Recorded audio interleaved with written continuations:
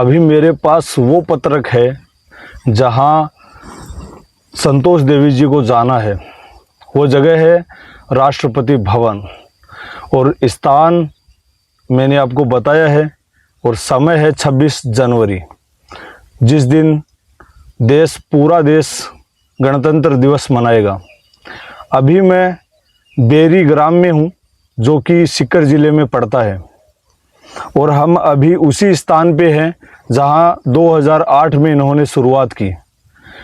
अपनी मेहनत, लगन और जिस चीज़ को आज पूरा यूथ बोल रहा है ना, कंसिस्टेंसी, उसी को अनवरत आगे लेके गए।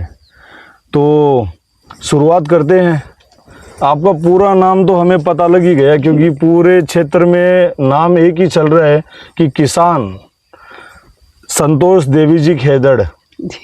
तो आपको ये मन में उपजा कैसे और आपने कब शुरुआत की और आज अपन जिस मुकाम पे हैं, प्रेरणा दे रहे हैं पूरे देशवासियों को, तो आप प्रेरणादायी भी बने हैं हमारे लिए भी और उस समाज के लिए भी जहाँ माताएं बहनें घर तक सीमित है जी। आप घर से बाहर निकले भी हैं और इतना अच्छा निकले हैं कि आप प्रेरणादायी भी बन रहे हैं। देखो, राम राम किसान भाइयों और बहनों, मेरा नाम संतोष खेदड़ है और गांव बेरी, जिला सीकर, राजस्थान से मैं बोल रही हूँ और मैं शेखावाटी कृषि फार्म से बोल रही हूँ। आज मैं अपने बारे में बताऊंगी कि मैंने ये जो शुरुआत की है 2008 से की है, क्योंकि मेरे पास कोई इसके अलावा कोई चारा नहीं था। मैं बारानी खेती करती थी, बाजरा बोया करती थी, उसमें कुछ इनकम नहीं थी। तो मैंने अनार को चुना और मैं ये चाहती थी कि अलग हटके करेंगे तभी हम उसमें आगे बढ़ पाएंगे। अच्छा। तो मैंने अनार को चुना। मैंने 2008 में उद्यान विभाग से अनार लगाए और वो लगा करके मैंने जब 2011 में हमें 3 लाख की इनकम हुई। तो मतलब 3 साल का स्ट्रगल था बीच में? जी, 3 साल का था। उस समय देखो कठिनाइयाँ बहुत आई, ना मेरे पास पैसा था, मैंने कर्जा भी लिया।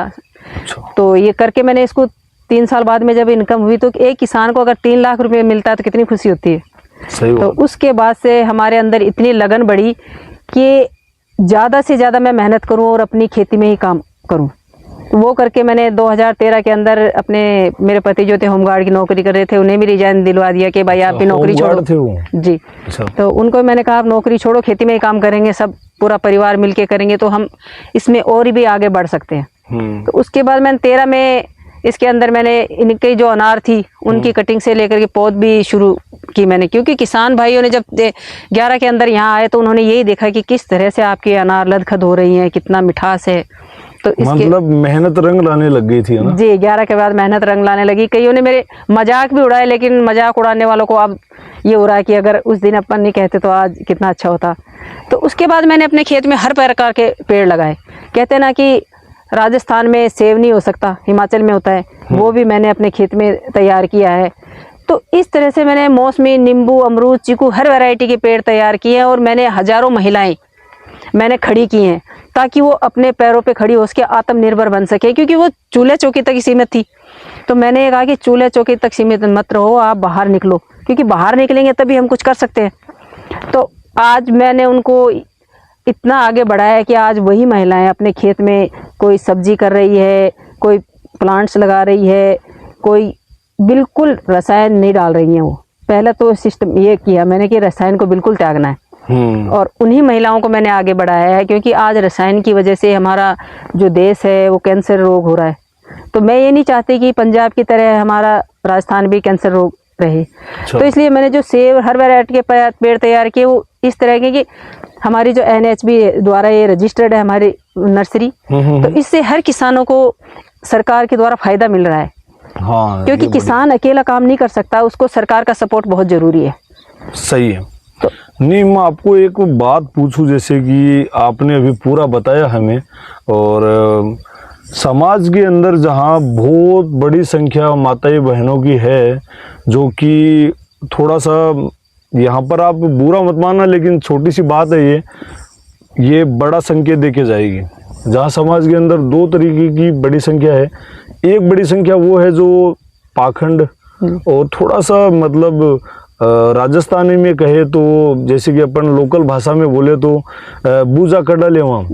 तो ये चीज़ा थारे दिमाग में को नहीं आई कि जी हाँ, और आज थे देखो बी बाबा चीज़ा थोड़ा साइड कर और आपने ऐसा कदम उठाया और आज हम नवलगढ़ से चल के आपके पास में आए हैं, तो इन दोनों के बीच में विभेद आपको मतलब कैसे करेंगे? मतलब इनके बीच में ये करूँगी कि जब मैंने पेड़ लगाए थे तो मुझे भी किसी ने यही कहा था कि इसके ऊपर किसी का साया पड़ रहा है, कि ये अपने बच्चों को बाजरा अनाज तो खिला रही थी, हाँ, लेकिन अब पेड़ लगा के ये बिल्कुल नष्ट हो जाएगा इनका।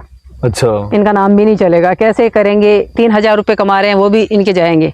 अच्छा, तो ये प्रलोभन आपको ये तो देखो हर जगह है। हाँ। अब कई महिलाएं आती हैं कि मेरे खेत में किसी ने जादू टोना कर दिया है तो मेरे खेत में पेड़ नहीं लगेंगे। अच्छा, तो मैंने कहा कि भाई ये अंधविश्वास है, अंधविश्वास से आप बाहर निकलो। एक हमें घूंघट प्रथा से बाहर निकलना है, क्योंकि घूंघट के अंदर अगर हम घूंघट निकाले अंदर रहेंगी तो हमारी कोई पहचान नहीं है। यस, आज मैं कहीं पे भी जाती हूँ, मैं घूंघट नहीं करती, मैं अपनी बहू से भी घूंघट नहीं करवाती। कई आस पड़ोस क्या है, कहते हैं इसकी बहू घूंघट नहीं निकालते, मैं कहती हूँ चल इनके भी रख ले भाई, ये आए तब घूंघट निकाल लिया कर। कोई हाँ, एक क्राइटेरिया बना लेते हैं अपना। हाँ, क्या है, कोई दिक्कत नहीं है अपने को। हाँ। तो ये देखो हर एक की सोच को हमें बदलना पड़ेगा, हमें अंधविश्वास से तो बिल्कुल बाहर निकलना पड़ेगा। ये सही है। हाँ, क्योंकि अंधविश्वास के अंदर हम घुसते जा रहे हैं। अगर किसी की बीमारी हो गई, टीबी है, कैंसर है, तो उसको यही बोलेंगे कि तेरे किसी ने जादू टोना करवा दिया है और तू महाराज के पास जा और तू बिल्कुल ठीक हो जाएगा। तो ये देखो हर लाख रुपए उनसे ले लेते हैं ठगे। तो इस तरह से मैं चाहती हूँ कि किसी को इनके अंदर ये बड़ा संकेत है, मैंने पहले बोला आपको, ये बड़ा संकेत है। और अपन को चार दीवारी से बाहर अपनी माताएं बहनें बाहर भी निकले।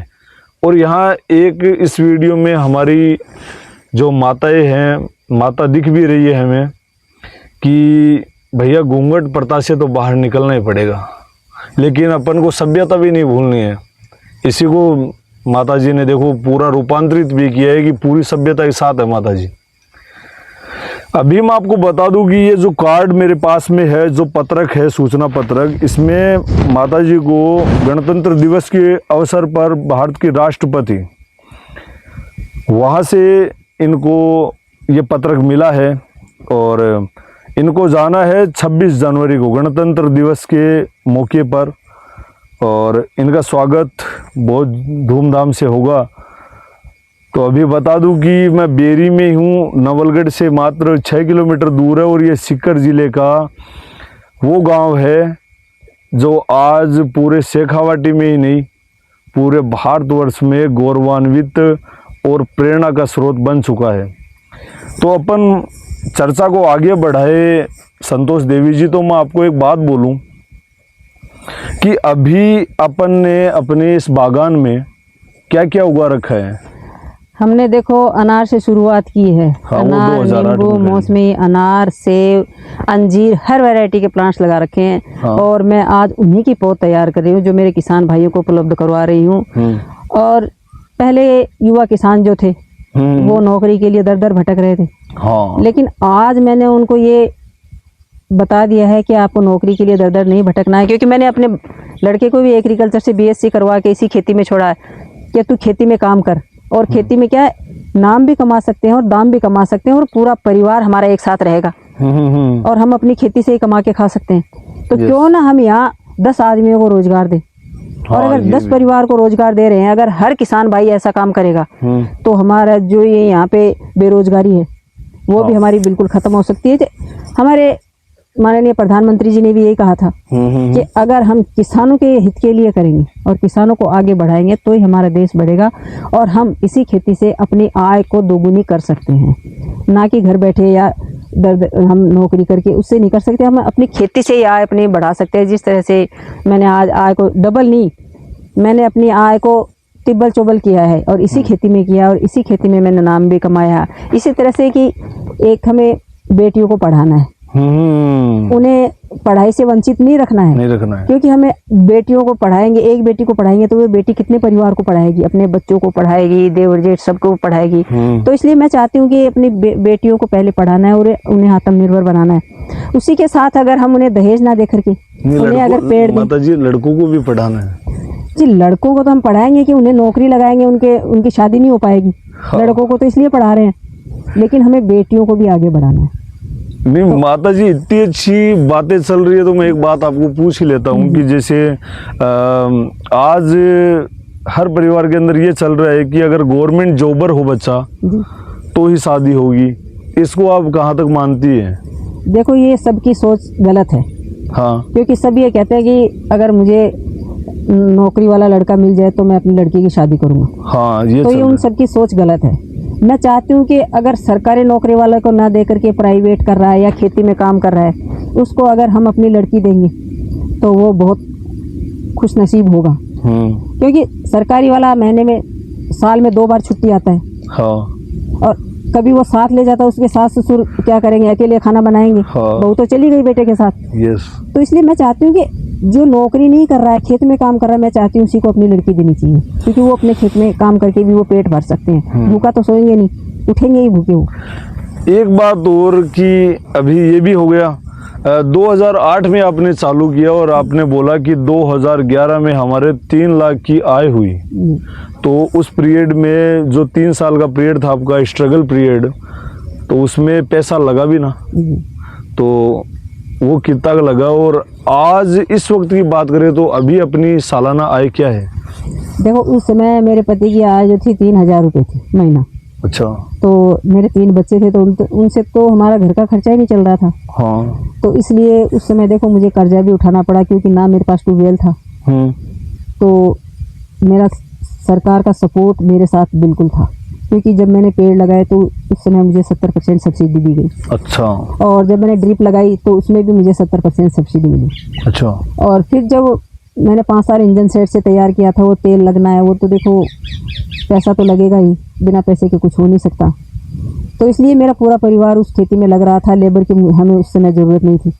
फिर हमने सौर ऊर्जा लगाई, हमें सौर ऊर्जा मिली, तो उसमें भी हमें 80% सब्सिडी मिली। तो इसलिए मैं ये कहूँगी कि जितना मेरा पैसा लगा वो 2011 के अंदर जब मुझे उत्पादन हुआ तो मेरा पूरा क्लियर हो गया। अच्छा, वो उसमें आ गया ना? हाँ, उसमें ही मेरा क्लियर हो गया बिल्कुल। हाँ। और उसके बाद से मैंने इसी में पौध तैयार करना है, इसी को आगे बढ़ाया है मैंने। और प्लांट्स और फल, उनसे मुझे 35-40 लाख रुपए आज इस समय इनकम हो रही है। और हर महिलाएं जब से मुझे ये सालाना आय या महीने की आय? जी नहीं, सालाना आय है हमारी। महीने की आय हम गिन नहीं सकते।